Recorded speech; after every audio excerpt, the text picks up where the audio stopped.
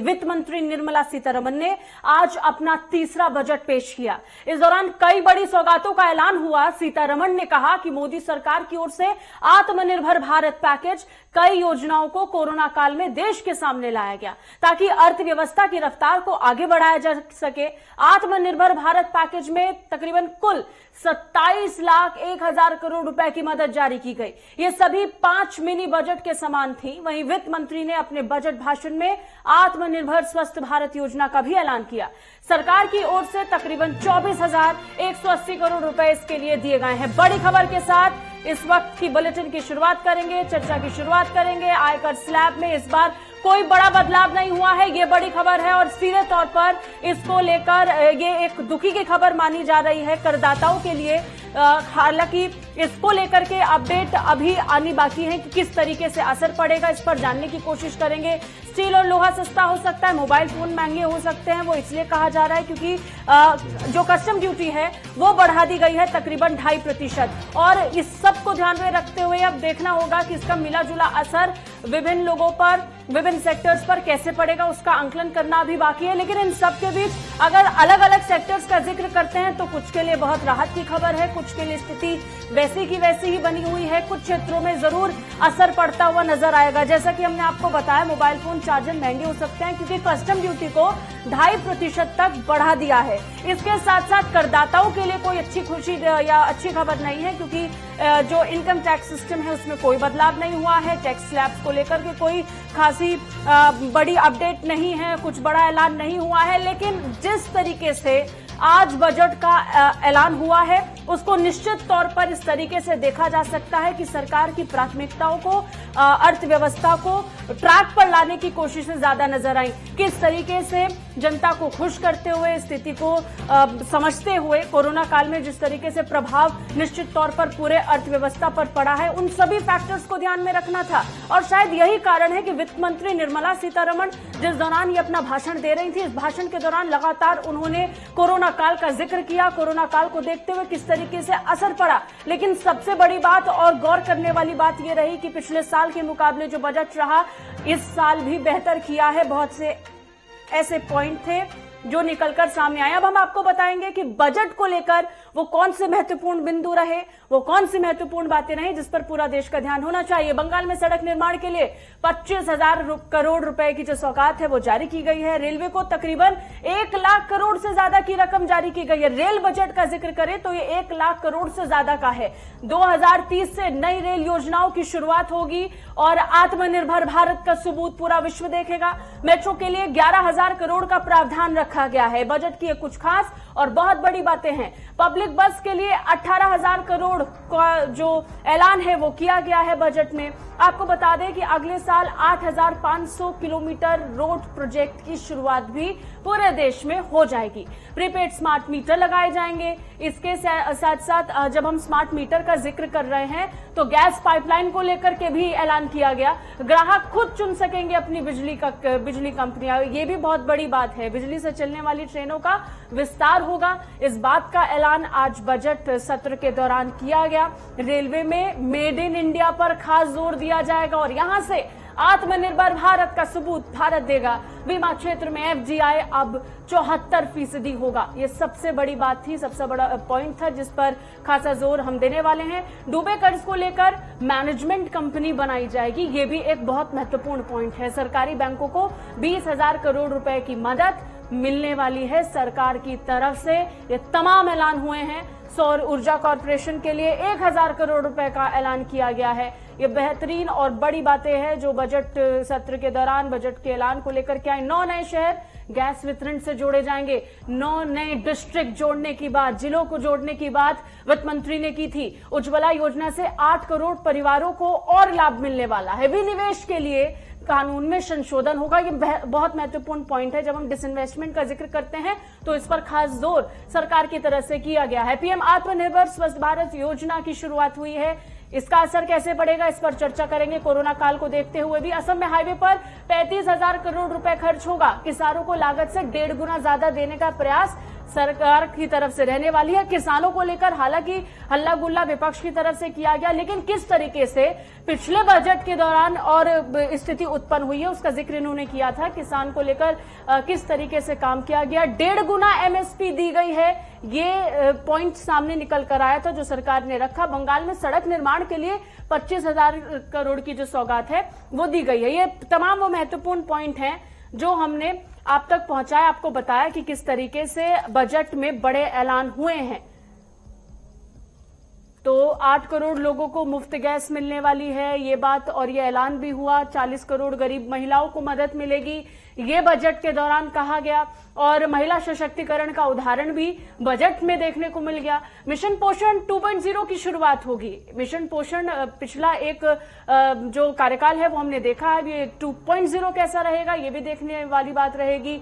अब 2 वैक्सीन और आने वाली है, इसका ऐलान हुआ। कोविड वैक्सीन के लिए 35,000 करोड़ रुपए जारी किए गए, ये सरकार की तरफ से ऐलान हुए।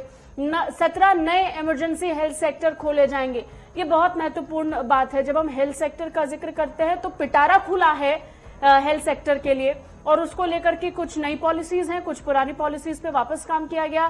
13 सेक्टर के लिए जल्द पीएलआई स्कीम की भी शुरुआत की जाएगी। एयरपोर्ट के अगले चरण की बिक्री भी बहुत जल्द होगी, ये बजट में निकल कर आया। प्रदूषण कंट्रोल के लिए जल्द महत्वपूर्ण कदम उठाए जाएंगे। प्रदूषण को लेकर लगातार पॉइंट्स उठते रहे हैं, तो उसको लेकर के भी बजट में शामिल किया गया। गाड़ियों के लिए फिटनेस सेंटर खोले जाएंगे।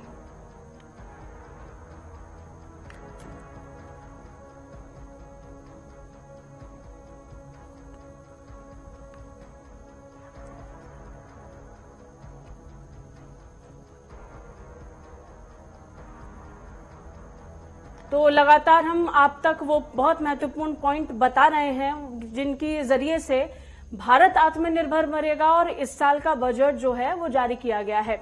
8 करोड़ लोगों को मुफ्त गैस मिलेगी। आप इस बात से अंदाजा लगा सकते हैं कि किस तरीके से आत्मनिर्भर भारत को लेकर के जो शुरुआत है वो की गई है। तो एक एक पॉइंट कर हम आपको हर एक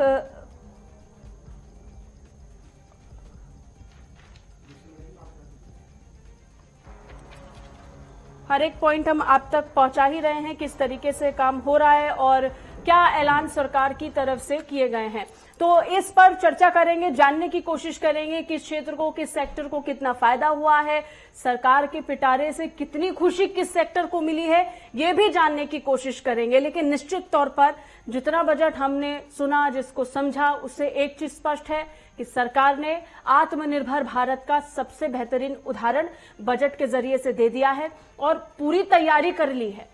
कोरोना काल में जिस तरीके से अर्थव्यवस्था प्रभावित हुए उसको ट्रैक पर लाने के लिए पूरी कोशिश की गई। हमारे साथ इस समय हम पैनलिस्ट जुड़ चुके हैं जिनके माध्यम से हम ये जानने की कोशिश करेंगे किसका कितना फायदा किसको मिलेगा और कैसा ये बजट रहा है और किसको कहीं ना कहीं हताशा भी प्राप्त हुई है, इस पर भी चर्चा करेंगे। हमारे साथ जुड़े हैं देवेंद्र कपूर जो कि चार्टर्ड अकाउंटेंट हैं, सीए हैं। हमारे साथ एम के अरोड़ा जुड़े हैं जो पूर्व चेयरमैन हैं ICAI नोएडा से। बहुत बहुत शुक्रिया आप दोनों का सर हमारे साथ जुड़ने के लिए। सबसे पहले देवेंद्र कपूर जी आपके पास आएंगे।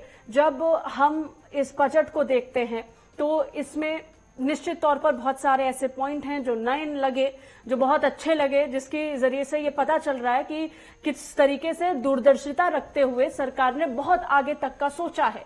वहीं कुछ ऐसे पॉइंट हैं जिनसे कुछ सेक्टर्स को जरूर हताशा प्राप्त होगी, क्योंकि खासतौर पर अगर हम टैक्स को लेकर के कहें तो लोगों की तरफ से एक उम्मीद रहती है कि टैक्स रिलीफ थोड़ी सी हर बजट में सरकार की तरफ से दे दी जाएगी। इस बार ऐसा कुछ नहीं देखने को मिला।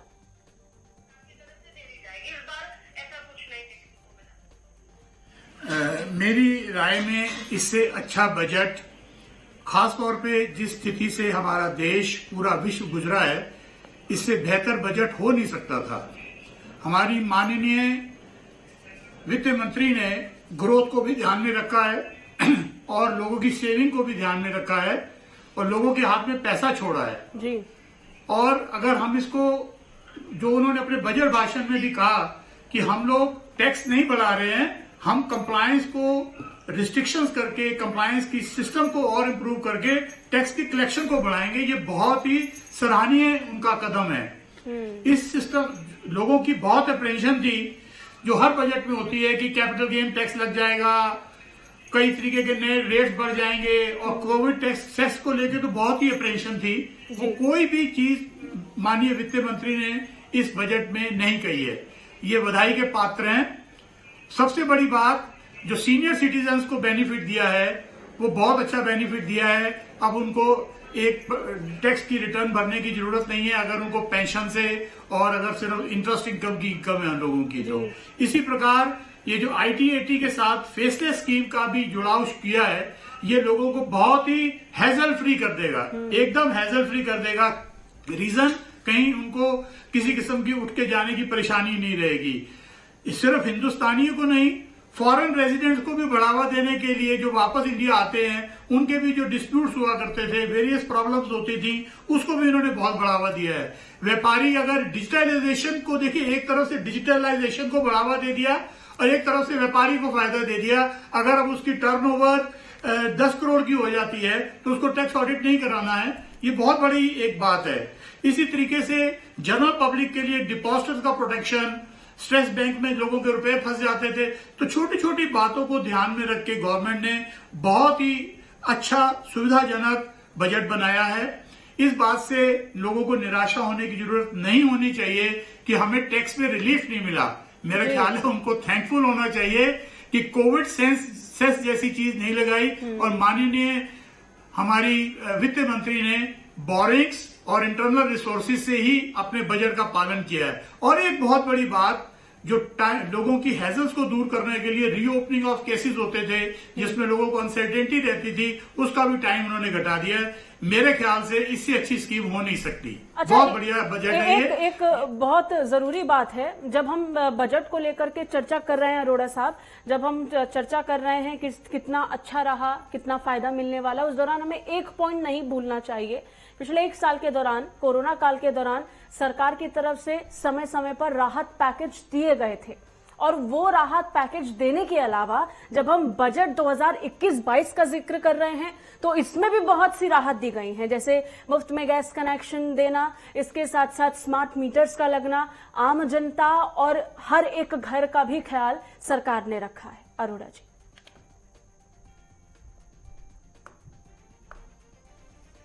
कैसे देख रहे हैं M.K. अरोड़ा जी बजट को? देखिए, ये कुल मिलाकर जो पिछला साल भारत का गया है, ये कोरोना से जूझकर जो जिस स्थिति में हम आगे बढ़ रहे हैं, ऐसे में हम ये अभी उम्मीद करें कि टैक्स में भी राहत मिले तो शायद मुश्किल होगा। इस बार इस बजट की यही जीत है कि इस बार टैक्सेस बहुत बढ़ाए नहीं गए हैं, जबकि पैसे का काम पैसे से होना है। अब पैसा कहीं से तो सरकार को लाना होगा जी। अब ऐसे में पुराना टैक्स स्लैब मेंटेन रखना भी अपने आप में एक इस बजट की विशेष उपलब्धि है जी। उसके अलावा लिक्विडिटी मार्केट में आए, उसके लिए काफी प्रयास किए गए हैं और जनता को राहत मिले। जैसे कि पहले टैक्सेस के नोटिसेस 6-6 साल पुराने आ जाया करते थे, इन्होंने जब से डिजिटल इंडिया ज्यादा हुआ है, ई गवर्नेंस हमारे यहाँ रहा है, तो उसमें 3 साल की लिमिट को रिड्यूस कर देना एक काफी बड़ी राहत है जी। आज की डेट में अगर किसी को कहें 2012-13 का अगर नोटिस का आप रिप्लाई दें तो उस टाइम लोग बाग भूल जाया करते थे। तो काफी समय से मांग चल रही थी कि इसको आप समय को कम कीजिए, क्योंकि आज की डेट में सारी इंफॉर्मेशन ऑलरेडी ऑनलाइन है जी। तो ये 3 साल तक करना ये भी एक सराहनीय कदम है। और स्टार्टअप्स में पहले इन्होंने 10 में से 3 साल की एक एग्जेम्पशन दे रखी थी इनकम टैक्स में, उसमें 1 साल इन्होंने और एक्सटेंड कर दिया है। तो राहत तो दी है, लेकिन डायरेक्ट राहत जिसे कहते हैं कि इनकम टैक्स स्लैब नहीं बढ़ाया या टैक्स रेट रिड्यूस नहीं किया, तो ये कहना गलत है और काफी तरीकों से राहत और शायद यही कारण है कि हम इस बात को भी सबके सामने रख रहे हैं कि समय समय पर सरकार की तरफ से राहत पैकेज दिया गया। लेकिन इसके साथ साथ आगे हम इस पर भी चर्चा करेंगे कि प्रधानमंत्री नरेंद्र मोदी ने कहा था कि इस बार का बजट पिछले 100 साल के बजट में को भी सामने से हटा देगा और ये सबसे ऐतिहासिक बजट होगा। और सबसे बड़ी बात ये कि अगले 10 सालों के लिए भी ये बजट सबसे निर्णायक रहेगा। 2030 के लिए भी रेल परियोजनाओं का जो यहाँ पर दूरदर्शिता है उसको भी दिखा दिया है सरकार ने। इसको लेकर के चर्चा करेंगे और बाकी विभिन्न पॉइंट पर भी हम चर्चा करेंगे। फिलहाल एक छोटे से ब्रेक के लिए रुक रहे हैं। ब्रेक के बाद ये चर्चा जारी रहेगी, आप बने रहिए हमारे साथ।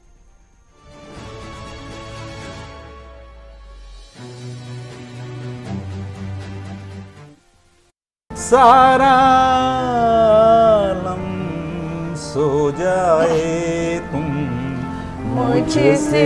अब चाहे रब रूठे या बाबा, यारा मैंने तो हाँ कर दी। उनको लगता है कि अगर यार कोई घर पे आ गया और ऐसे चले जाए तो धर्म पत्नी डिसाइड कर देती है कि कहाँ जाना है। जो पत्नी है वो तो आपकी अर्धांगिनी है, आपकी सुख दुख की साथी है।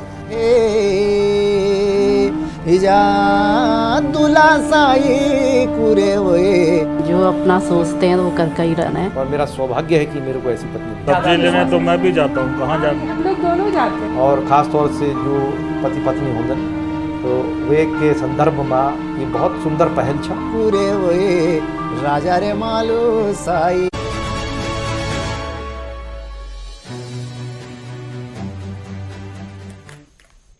तो ब्रेक के बाद एक बार फिर से स्वागत है आपका। चर्चा लगातार हम बजट 2021-22 की कर रहे हैं क्योंकि ये बजट निर्णायक रहेगा अगले 10 साल के लिए, अगले एक दशक के लिए, और पिछले 100 साल में ऐसा बजट नहीं पेश हुआ है। ये तो प्रधानमंत्री नरेंद्र मोदी ने भी कहा और अब जब ये हम सबके सामने आ चुका है तो हम इस पर निरंतर आकलन करने की कोशिश कर रहे हैं कि किस तरीके से इस बजट को पेश किया गया है, सरकार ने किस किस बात को ध्यान में रखा और किस तरीके से ये निर्णायक रहने वाला है। चर्चा के लिए लगातार हमारे साथ हमारे गेस्ट जुड़े हुए हैं। हमारे साथ देवेंद्र कपूर जुड़े हुए हैं जो चार्टर्ड अकाउंटेंट हैं। हमारे साथ एम के अरोड़ा जुड़े हैं जो पूर्व चेयरमैन रहे हैं ICAI नोएडा से। हमारे साथ गिरीश गोयल जुड़ गए हैं, ऑटोमोबाइल एक्सपर्ट हैं। गिरीश गोयल जी, बहुत बहुत स्वागत आपका भी हमारे साथ जुड़ने के लिए, धन्यवाद। गिरीश जी, अगर हम ऑटोमोबाइल सेक्टर का जिक्र करते हैं तो इस बजट से कितनी राहत की खबर इस सेक्टर के लिए है और कितनी हताशा भरी खबर, आंकलन क्या कह रहा है, एनालाइज कैसे कर रहे हैं?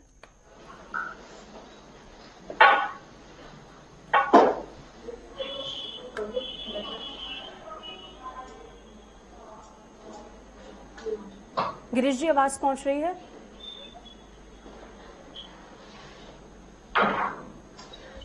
लगता है आवाज उन तक नहीं पहुंच रही है, फिर से कोशिश करेंगे उनसे जुड़ने की। एम के अरोड़ा साहब, वापस आपके पास आएंगे। जब हम बहुत सारी योजनाओं का जिक्र करते हैं, यहाँ पर बहुत सारे ऐसे सेक्टर हैं जिन पर विशेष ध्यान दिया गया है। अगर हम थोड़ा सा उन पॉइंट्स का जिक्र करें जिसको लेकर उम्मीद की जा रही थी, जैसे MSME सेक्टर हो गए, स्टार्टअप को लेकर के हो गया, एम्प्लॉयमेंट को लेकर के हुआ, रोजगार, स्वरोजगार, इनको लेकर के लोग बहुत उम्मीद से देख रहे थे। इस बजट में क्या उन पॉइंट्स को कवर किया गया है? क्या वो बहुत हद तक मैच हो पाया है, खासतौर पर उन उम्मीदों से जिसका आंकलन पिछले कई दिनों से हम कर रहे थे कि बजट जब 2021-22 आएगा तो उन पॉइंट्स पर भी खासा ध्यान रखा जाएगा? देखिए, मोदी जी ने बहुत पहले जब उन्होंने सत्ता संभाली थी तो उन्होंने कहा था कि I believe in maximum governance minimum government जी, यानी कि हर चीज उनकी जो है वो एक डिसेंट्रलाइज मॉडल पर काम करे। हर चीज सरकार की सत्ता में ना हो, कंट्रोल जरूर रहे, लेकिन हर चीज में सरकार के पास आपको बार बार ना जाना पड़े। ठीक है। जिसकी वजह से उन्होंने प्राइवेटाइजेशन भी करे PSUs के, क्योंकि अननेसेसरी में बर्डन होते जा रहे थे। और ऐसे में पैसा तो उनके पास PSUs सेल करने की वजह से आ ही रहा है और नियंत्रण उस पर आज E-गवर्नेंस के थ्रू ये लोग लागू कर रहे हैं। अब बाकी जो रोजगार की पहले जो सरकार के माध्यम से हमें मिलता था, अब वो प्राइवेट सेक्टर पे धीरे धीरे शिफ्ट हो रहा है। अब प्राइवेट सेक्टर एक रोजगार का एक बड़ा इम्पोर्टेंट ये हमारा सोर्स है जी। तो उसको मजबूत करने के लिए उनको एक तरह से राहत दी गई है कि आपके ऊपर कंप्लायंस का बर्डन भी कम हो और साथ में आपके ऊपर कुछ आपको एग्जेम्पशंस और बेनिफिट्स मिले जिससे कि आप अपना काम में ध्यान दें और रोजगार जनरेट करें। अच्छा, जब हम सुन रहे थे निर्मला सीतारमण को तो उन्होंने कुछ ऐसे नई चीजों का भी जिक्र किया जिसके आने से ये उम्मीद की जा रही है कि एम्प्लॉयमेंट भी बढ़ेगा। जैसा कि पोर्ट्स को लेकर के कहा गया कि थोड़ा सा मरीन अगर उस क्षेत्र को देखेंगे तो वहां पर एम्प्लॉयमेंट जनरेट होगा, बाकी लोगों के लिए भी ये उम्मीद रहेगी और एक नया सेक्टर भी अपने आप में उभर कर सामने सामने आएगा, इसको कैसे देख रहे हैं जब हम एम्प्लॉयमेंट का जिक्र कर रहे हैं, रोजगार का जिक्र कर रहे हैं? देखिए, नए नए सेक्टर्स आइडेंटिफाई किए गए हैं, क्योंकि अब तो कंजर्वेटिव जो भी सेक्टर चले आ रहे थे जी, उनके अलावा नए नए सेक्टर्स को भी आइडेंटिफाई किया गया है, जिसमें यदि कोई उद्यमी चाहे तो उनको एक्सप्लोर कर वहां पर नए काम शुरू कर सकता है। अभी जो स्टार्टअप की योजना इन्होंने शुरू की थी उसमें काफी लोगों ने जुड़े हैं और काफी इसमें कार्य बढ़ रहा है और रोजगार भी काफी उसमें जनरेट हो रहा है जी। पिछले साल मतलब इस इवन लॉकडाउन के समय में आईटी कंपनीज ने इसमें काफी डेवलप किया है जी, नए स्टार्टअप इस पीरियड में काफी ग्रो किया है। अब आप देखें जनवरी 21 में हमारा जीएसटी कलेक्शन अब तक का सबसे हाईएस्ट रहा है। बिल्कुल, ये इसी बात का वो नतीजा है कि हमारे जो पीछे प्रयास हुए हैं वो आगे उनका रिजल्ट आ रहा है। अच्छा, इकोनॉमिक सर्वे का आना और इकोनॉमिक सर्वे के बाद बजट का आना बहुत सारी उम्मीदों को लेकर के आया है। गिरीश गोयल जी अब एक बार फिर से हमारे साथ जुड़ गए हैं, उनसे बात करेंगे। अगर हम ऑटोमोबाइल सेक्टर का जिक्र करते हैं तो कितनी राहत की खबर है, क्योंकि हम देखा किस तरीके से साल 2018 के अंत आते आते 2019 के एंड तक आते आते एक बहुत बड़ी जो परिस्थिति उठी थी, जो परेशानी उठी थी, वो मैन्युफैक्चरिंग इंडस्ट्री और ऑटोमोबाइल इंडस्ट्री के लिए बनी थी, क्योंकि एक विकट स्थिति उत्पन्न हुई थी जहां पर हम बार बार इस बात का जिक्र कर रहे थे कि ये सेक्टर बहुत बुरे दौर से गुजर रहा है। तो ऐसे में उसके बाद बजट आया 2020 और 21 का, और अब 21-22 का बजट आया है। तो क्या उम्मीद कर रहे हैं ऑटोमोबाइल सेक्टर के लिए, कितनी अच्छी और राहत की खबर निकलकर सामने आई है? गिरीश जी। ऑटोमोबाइल में सबसे बड़ी बेनिफिट तो ये होंगे कि जो स्टील पे स्टैम्प ड्यूटी कम की है गवर्नमेंट ने, इससे स्टील सस्ती होगी और जो कि प्रोडक्ट सस्ता होगा और डिमांड भी बढ़ेगी जी। और जो एग्रीकल्चर में जितनी भी संभावनाएं थी गवर्नमेंट की तरफ से, वो सारा झोंका गया है बजट में। और हर गांव के जितना भी बजट बढ़ा है, आप देखेंगे किसानों को जितनी भी सब्सिडी दी जा रही है, जितनी भी सब्सिडी इंक्रीज की है, उससे जो बेस लेवल है हमारे विलेजेस का, तो उससे गांव के किसानों को जब फायदा होता है, तो जो इकोनॉमी क्लास हमारा जो बाइक्स का रहता है, ऑटोमोबाइल का रहता है, या छोटे बजट की कार वगैरह हो गया, तो उनसे उसका डिमांड बढ़ेगा जी। और स्टैम्प ड्यूटी कम होने से भी डिमांड बढ़ेगा, तो इससे ग्रोथ में काफी इम्प्रूवमेंट आएगा। और जो रुका हुआ है बजट का, जो लास्ट 6-7 मंथ्स का कोरोना की वजह से बायर्स, उसको भी एक बहुत बड़ा सहारा लगा है इस सब्सिडी से जी। तो निश्चित तौर पर एक उम्मीद की तौर पर इसको जरूर देखा जा रहा है। बहुत बहुत शुक्रिया तमाम मेहमानों का हमारे साथ जुड़ने के लिए। और इसके जरिए से एक बहुत महत्वपूर्ण पॉइंट यहाँ पर जो देखने को मिल रहा है कि बहुत से ऐसे सेक्टर हैं जिनको बूस्टअप करने की जरूरत थी, और इस बात को लेकर हम बहुत पहले से आप तक जानकारियां पहुंचा रहे थे कि सरकार की तरफ से इस बार राजकोषीय घाटा पर ज्यादा ध्यान न देकर के कोशिश रहेगी कि विकास के मुद्दों पर ज्यादा फोकस किया जाए। और उन पॉइंट्स को ध्यान में रखते हुए जरूरत थी कि अर्थव्यवस्था को वापस ट्रैक पर लेकर के आए। और ऐसे में ये जो बजट आया है, इसे निश्चित तौर पर पिछले 100 साल में सबसे महत्वपूर्ण और सबसे दिलचस्प करार दिया जा सकता है, और आने वाले 1 दशक के लिए भी इसको शुरुआत के हिसाब से बहुत उम्दा करार दिया जा सकता है।